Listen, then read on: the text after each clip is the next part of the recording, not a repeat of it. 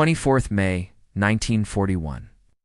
The gray Atlantic waters churned beneath leaden skies as a coded message crackled through. British Admiralty Headquarters in London, a message that would send shockwaves through the Royal Navy's command structure and set in motion one of history's most desperate naval chases. The German battleship Bismarck, the most powerful warship ever built by the Kriegsmarine, had broken out into the North Atlantic, and with her came the very real possibility that Britain's Atlantic lifeline could be severed. Admiral Sir John Tovey stood in the operations room of HMS King George V, studying the plotting table with grim intensity. The reports before him painted a terrifying picture.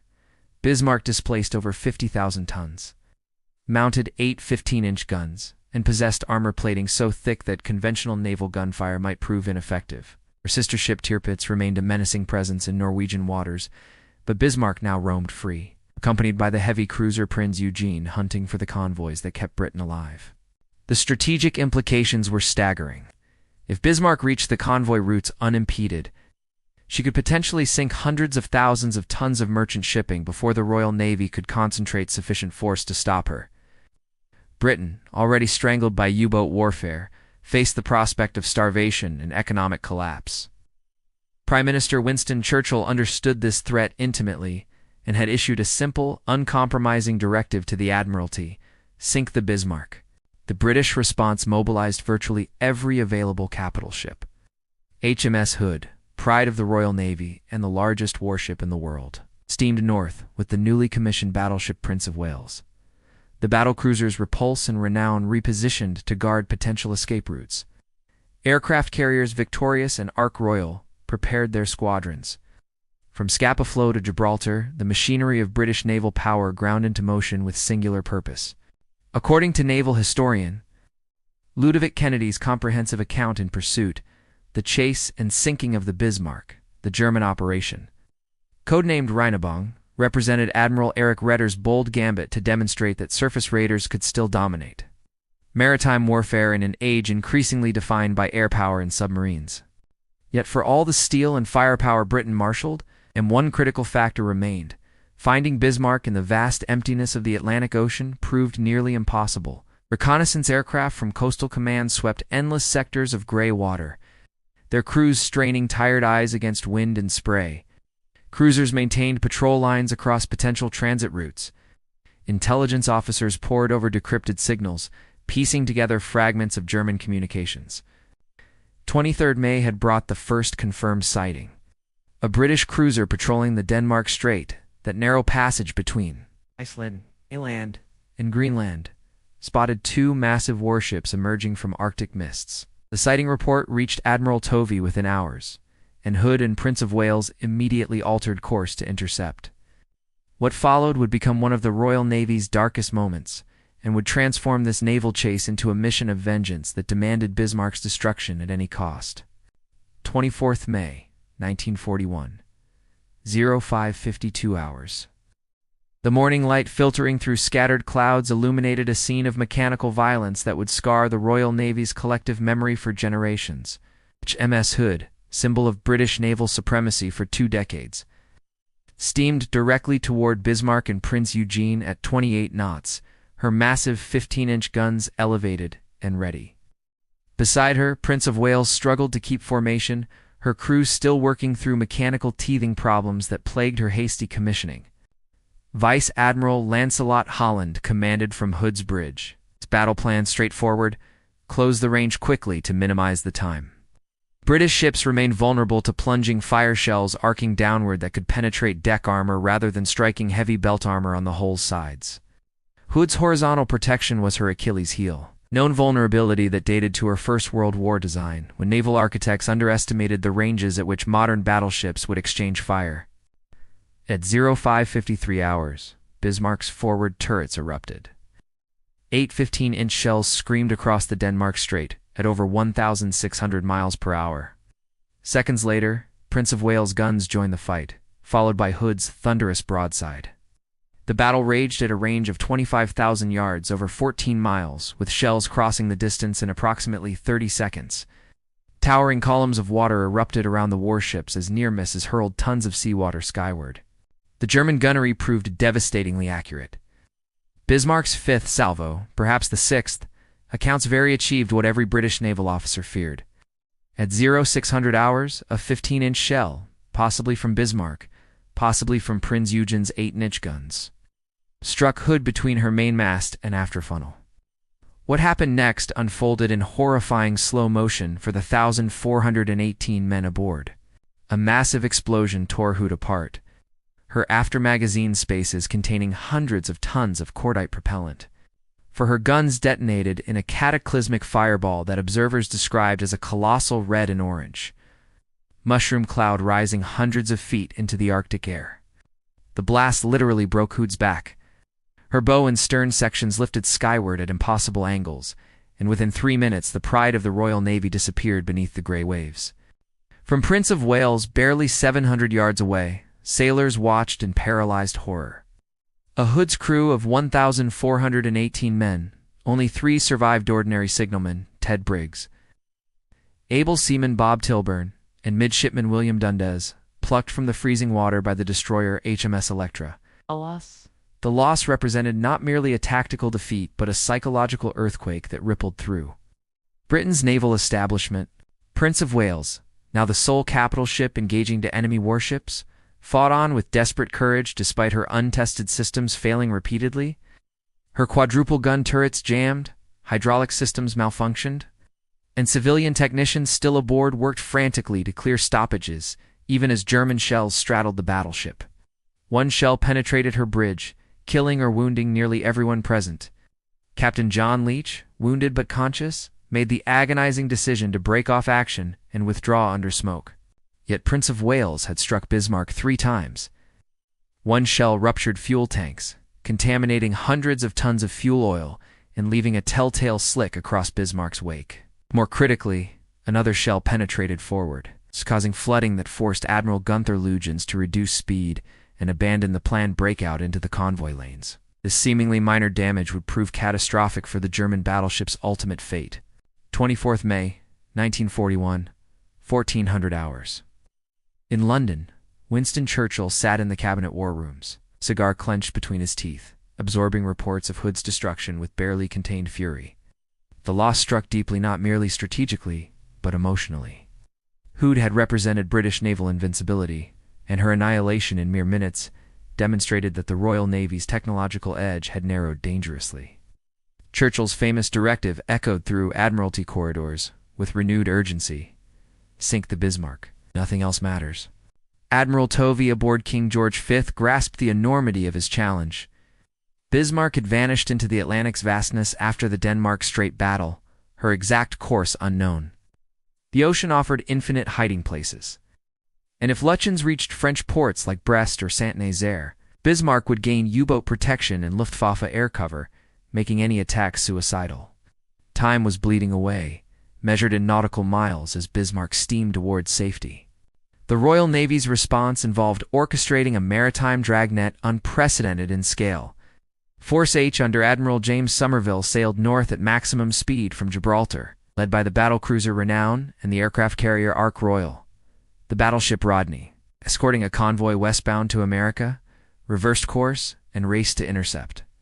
Ramillies detached from convoy escort duty. Cruisers Norfolk and Suffolk shadowed Bismarck's suspected track, their radar sets probing the darkness. But maintaining contact proved nearly impossible. On the evening of 24th May, Suffolk lost radar contact during a routine zigzag maneuver, and Bismarck simply disappeared. For 31 agonizing hours, the Royal Navy searched blindly across hundreds of thousands of square miles of empty ocean. Every passing hour brought Bismarck closer to French sanctuary and increased the likelihood that Britain's greatest naval humiliation would compound into strategic disaster. The break came not from sophisticated technology, but from German overconfidence. At 10:30 hours on 25th May, Admiral Lütjens, believing himself beyond British interception range, transmitted a lengthy radio message to German Naval Command detailing the Denmark Strait engagement. British direction-finding stations triangulated the transmission, and cryptographers at Bletchley Park decrypted portions of the signal. The intelligence staff plotted Bismarck's approximate positions southeast, heading for Brest. However, a catastrophic plotting error at the Admiralty temporarily sent Tovey's forces in the wrong direction. Northeast instead of southeast, costing precious hours before the mistake was recognized and corrected. This blunder meant that by evening of 25th May, Bismarck had opened her lead dangerously. Calculations showed that King George V lacked the fuel to pursue much farther, and even Rodney, with her slower top speed of 23 knots, was falling behind Bismarck's sustained 28 knots. Everything now depended on slowing the German battleship. Shore-based aircraft from Coastal Command had insufficient range. That left one desperate option: carrier-based torpedo bombers. HMS Victorious had already launched one strike on 24th May with 9 Fairey Swordfish torpedo bombers, achieving one torpedo hit that caused minor damage but failed to slow Bismarck significantly. Now, everything hinged on Ark Royal, steaming north with Force H at maximum speed. The Swordfish aircraft aboard Ark Royal represented Britain's last chance. These obsolete biplanes, designed in the early 1930s, seemed laughably inadequate for attacking the most modern battleship afloat. With open cockpits, fabric-covered wings, and a maximum speed barely exceeding 100 miles per hour, they appeared relics of an earlier era. Yet these anachronistic machines carried Britain's hopes, and their crews would need to achieve what seemed impossible: crippling Bismarck, before she escaped. 26th May, 1941, 0830 hours. Aboard HMS Ark Royal, Lieutenant Commander Tim Coode studied weather reports with growing concern. The aircraft carrier pitched heavily in mounting seas south of Greenland, her flight deck heaving through arcs that made launching aircraft treacherous and landing them nearly suicidal. Wind gusts exceeded 40 knots. Rain squalls reduced visibility to hundreds of yards, and cloud bases dropped below 1,000 feet. These conditions would challenge modern aircraft. For the Fairey Swordfish biplanes preparing for launch, they bordered on impossible. The Swordfish, affectionately nicknamed Stringbag by its crews for its ability to carry diverse loads, embodied obsolescence wrapped in canvas and wire. Its biplane configuration dated to the First World War. Fixed landing gear created enormous drag. The open cockpits exposed crews to wind blast and sub-zero temperatures at altitude. Maximum speed of 138 miles per hour meant modern fighters could overtake a Swordfish while flying backward, and even Bismarck's anti-aircraft guns could track the lumbering biplanes easily. Yet the Swordfish possessed virtues invisible to specification sheets. Its low stall speed allowed operation from carrier decks in sea states that grounded modern aircraft. Fabric-covered wings and robust structure absorbed battle damage that would destroy metal airframes. The torpedo bomber's extreme slow speed created gunnery problems for automated fire control systems designed for fast targets. As one Swordfish pilot later observed, the Bismarck's sophisticated anti-aircraft directors couldn't track Oz. We flew too slowly for the systems to compute. At 10:50 hours, Ark Royal launched her first Strike 15 Swordfish, carrying 18-inch Mark 12 torpedoes, each warhead containing 750 pounds of Torpex explosive. The mission briefing emphasized extreme danger: approach through anti-aircraft fire, drop torpedoes at under 1,000 yards range, escape through the barrage. The crew's pilots, observers, and telegraphist air gunners understood their survival odds approached minimal, yet not one man asked to be excused.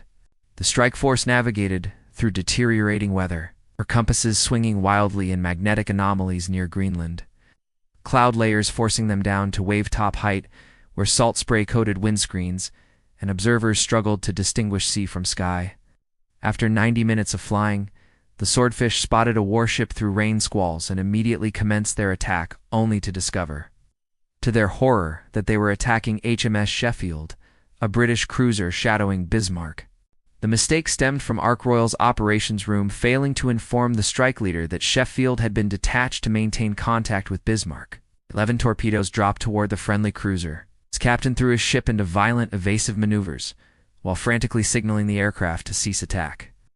Miraculously, the new magnetic pistols detonating the torpedoes malfunctioned. Exploding prematurely or not, Alan Sheffield survived unscathed. The Swordfish returned to Ark Royal in humiliation. Yet this near disaster yielded critical intelligence. The magnetic pistols, adopted to allow torpedoes to detonate beneath a ship's keel where the explosion would break the target's back, proved unreliable. For the second strike, armorers replaced every magnetic pistol with old-fashioned contact pistols, requiring direct hits but guaranteed to function. This change, born from catastrophic error, would prove decisive. At 10 hours, 15 swordfish launched for the second strike, now guided by Sheffield's accurate position reports. The weather had worsened, impossibly wind speeds touched 50 knots. Rain fell in horizontal sheets, and visibility dropped to mere hundreds of yards. Sub-Lieutenant Charles Friend, piloting one swordfish, later recalled conditions as the worst flying weather I ever experienced. We couldn't see our own wingtips half the time. 26th May, 1941, 20:47 hours. Ow. Through gaps in racing storm clouds, the swordfish crews caught their first glimpse of Bismarck, a massive gray silhouette emerging from rain squalls like some prehistoric sea monster. Even from miles away, the battleship radiated menace, her enormous hull displacing 50,000 tons, 8 15-inch gun barrels pointing skyward in anti-aircraft mode, secondary armament and light flak batteries bristling from every superstructure level. She was steaming at maximum speed toward France, now less than 400 miles from safety and Luftwaffe air cover. The 15 swordfish split into subflights, tacking from different bearings to divide Bismarck's anti-aircraft fire. Lieutenant Commander Tim Coode led his section down through the clouds, descending to 50 feet above the wave tops, where the biplane's fabric wings flexed and rippled in the hurricane-force winds. Behind each pilot sat an observer and telegraphist air gunner, men whose courage matched their pilots despite being essentially passengers in a slow-moving target heading directly into concentrated anti-aircraft fire. Bismarck's flak batteries opened up with thunderous violence. The battleship mounted 12 105mm heavy anti-aircraft guns, 16 37mm automatic cannons, and numerous 20mm guns, creating an interlocking web of fire that filled the sky with steel. Shells burst in orange and black flowers around the attacking swordfish, their explosions visible even through the rain and spray. Tracer rounds arced across the darkening, twilight-like malevolent fireflies, intersecting at points where German gunners anticipated the slow biplanes would fly. Sub-Lieutenant John Maffett piloted one swordfish through this maelstrom, wrestling his controls as explosions rocked the aircraft and shrapnel punched through fabric wings. His observer, Sub-Lieutenant John Dusty Miller, crouched in the rear cockpit calculating torpedo release parameters while shell fragments whistled past. Moffett later described the experience. The flak was so thick you could almost walk on it. I thought every second would be our last. The swordfish pressed home their attacks with suicidal determination. Standard doctrine called for torpedo release at 800 to 1,000 yards, flying straight and level at precisely 90 feet altitude to ensure the torpedo entered the water correctly and ran at proper depth toward the target.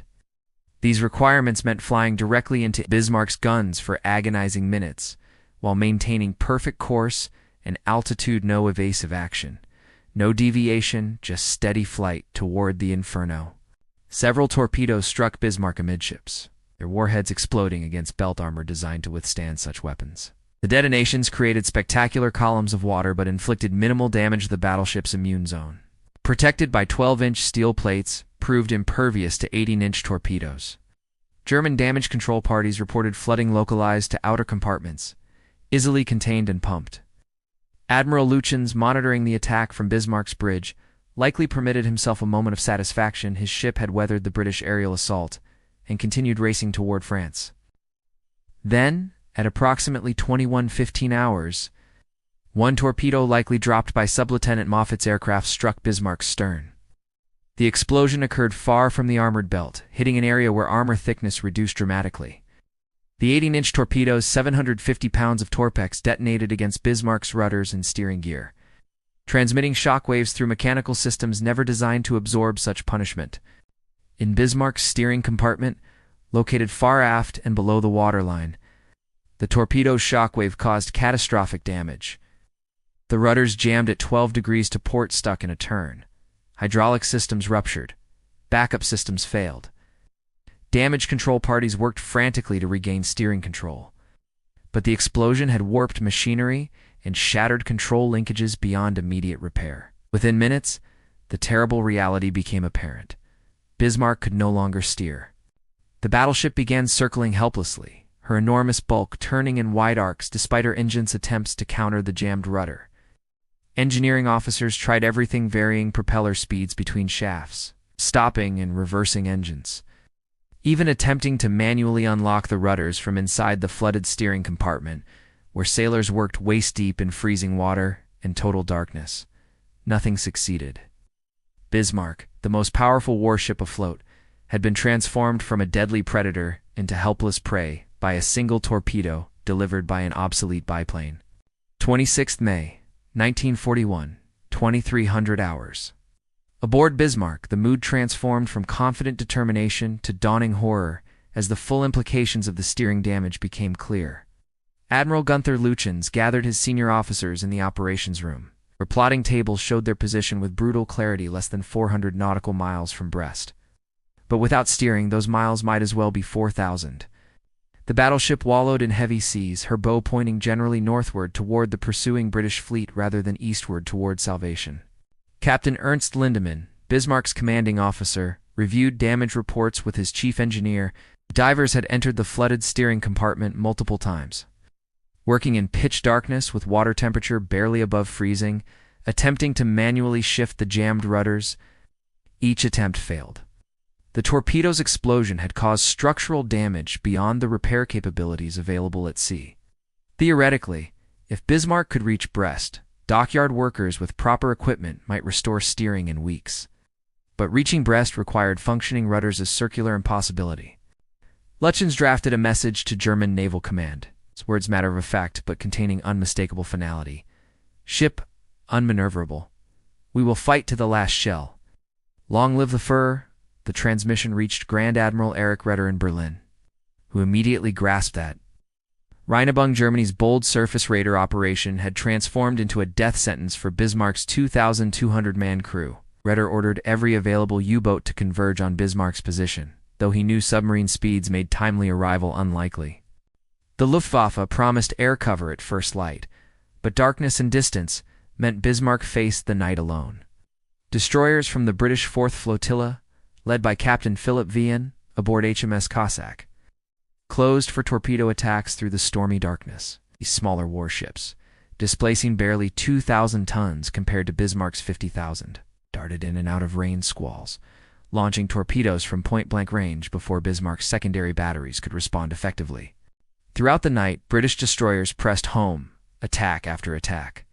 HMS Cossack, Maori Zulu, and Sikh took turns illuminating Bismarck with searchlights and star shells, then racing in to launch torpedoes while the battleship's guns thundered ineffectively at targets too small, too fast, and too close for her main battery's fire control systems.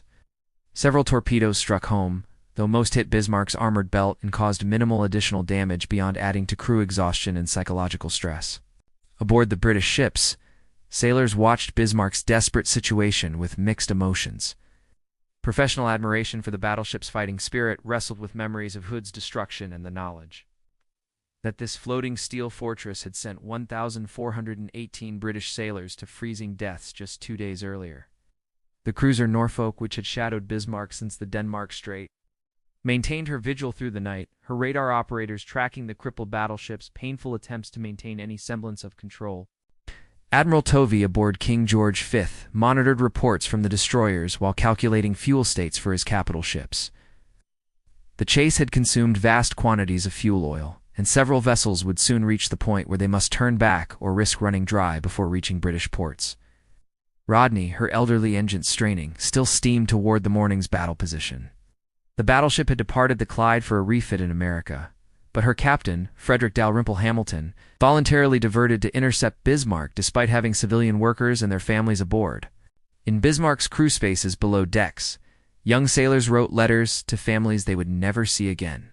Some letters expressed defiant pride in their ship in service. Others contained more personal sentiments, memories of home, expressions of love, final farewells. These letters would never be mailed, but sailors wrote them anyway, seeking some final connection to the world they were leaving.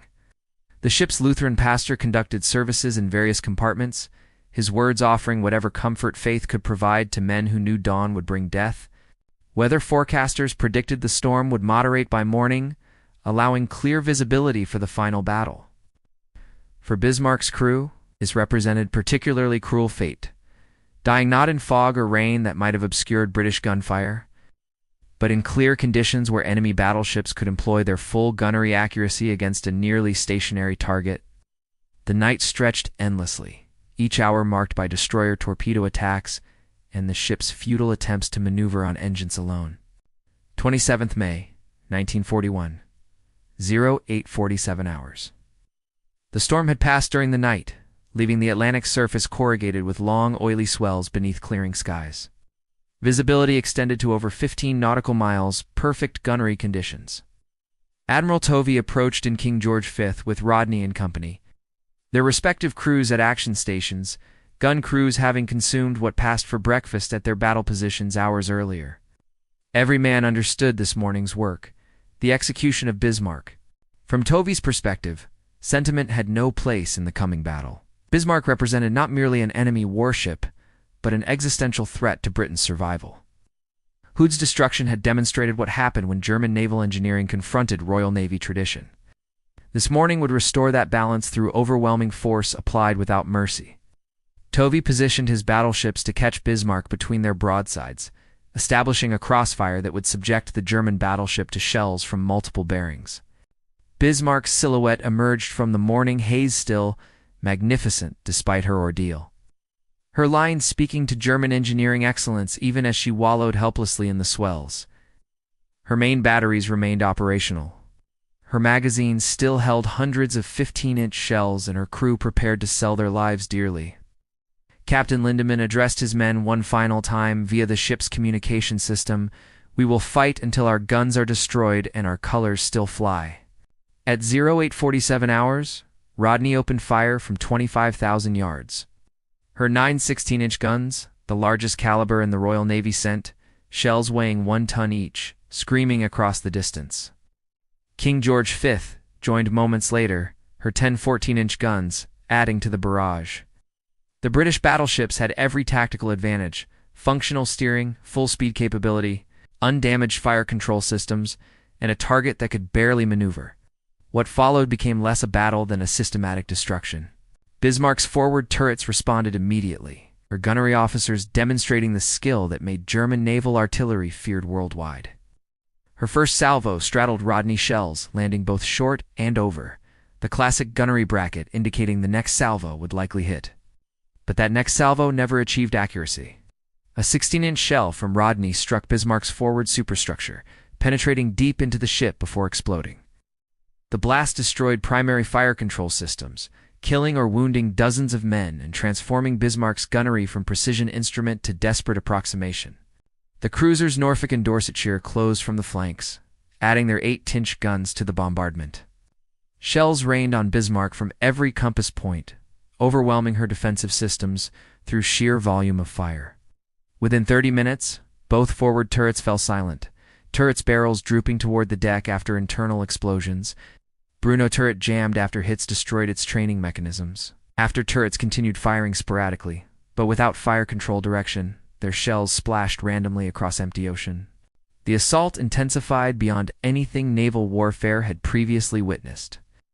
Tovey's ships closed the range to under 15,000 yards, less than 8 miles, firing almost continuously. Shells weighing up to 1 ton struck Bismarck's superstructure and upper works, each impact creating explosions visible across miles of ocean. The battleship's upper decks became a hellscape of twisted metal, fires, and dismembered bodies. Her secondary batteries fell silent one by one as shells destroyed gun mounts and killed their crews. Yet Bismarck refused to sink. Her designers had created a ship with subdivision and damage control systems that represented naval architecture's pinnacle. Watertight compartments contained flooding. Armored decks prevented shells from reaching vital machinery spaces deep in her hull. Her engines continued running, propellers still turning uselessly with the jammed rudder pointing her in slow circles. The British battleships poured shells into her for over 90 minutes, firing nearly 3,000 tons of ammunition, yet Bismarck remained afloat, a burning, shattered hulk but stubbornly refusing to surrender to the sea. This resilience created a terrible dilemma for Tovey. His fuel state was critical. King George V had barely enough oil remaining to reach port, and Rodney's situation was similarly desperate. U-boats were definitely converging on the battle area, and Luftwaffe aircraft would arrive within hours. The crippled floating wreck still flew the German naval ensign, technically making her a warship rather than a derelict. Tovey ordered Dorsetshire to close and finish Bismarck with torpedoes at point-blank range. 27th May, 1941, 10:36 hours. The heavy cruiser HMS Dorsetshire approached to within 3,000 yards of Bismarck's port side, close enough that her crew could see German sailors moving across the burning decks. The battleship no longer resembled a warship, her superstructure had been shot away. Fires burned from dozens of shell holes, her main battery turrets pointed at impossible angles, and her hull showed countless penetrations, weeping smoke and flame. Yet her ensign still flew, and naval law required that flag's presence meant she remained a combatant.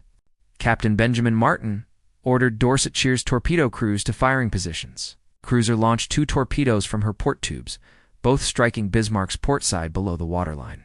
Dorsetshire then circled to starboard and launched a 3rd torpedo that struck the starboard side. These final blows, delivered by 21-inch torpedoes carrying warheads far larger than the Swordfish's 18-inch weapons, they overwhelmed even Bismarck's compartmentalization. Water flooded into spaces already compromised by hundreds of shell hits, and the battleship's list increased dramatically. From Dorsetshire's decks, British sailors watched German crewmen emerge from below decks and crowd Bismarck's rails. Some jumped into the water, others simply stood, watching their ship's final moments. Naval historians later estimated between 400 and 600 men reached the water alive as Bismarck capsized.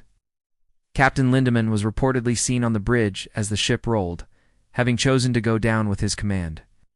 Admiral Lugen's fate remains uncertain, but he almost certainly died before Bismarck sank. At 10:40 hours 10:39 by some accounts, Bismarck rolled to port and turned turtle. For a brief moment, her hull remained visible, showing the red anti-fouling paint below her waterline, propellers still rotating slowly. Then the stern lifted high into the air, the ship assumed a vertical position, and she slid beneath the Atlantic's surface, stern first. The tremendous suction of a 50,000-ton warship sinking pulled swimmers and debris downward in a vortex that drowned dozens of men who had survived the battle itself. Dorsetshire and the destroyer. Maori immediately launched boats and threw lines to swimmers struggling in the cold water.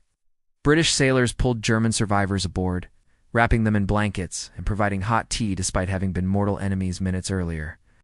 The water temperature hovered around 40 degrees Fahrenheit, cold enough that hypothermia would kill within 30 minutes.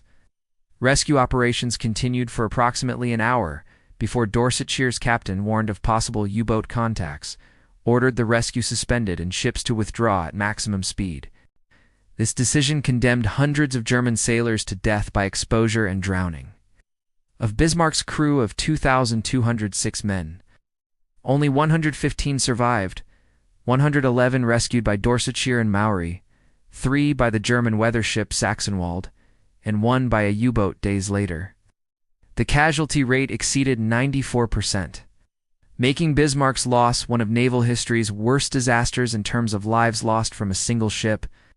The strategic and tactical implications of Bismarck's destruction proved profound. Germany never again attempted major surface ship operations in the Atlantic.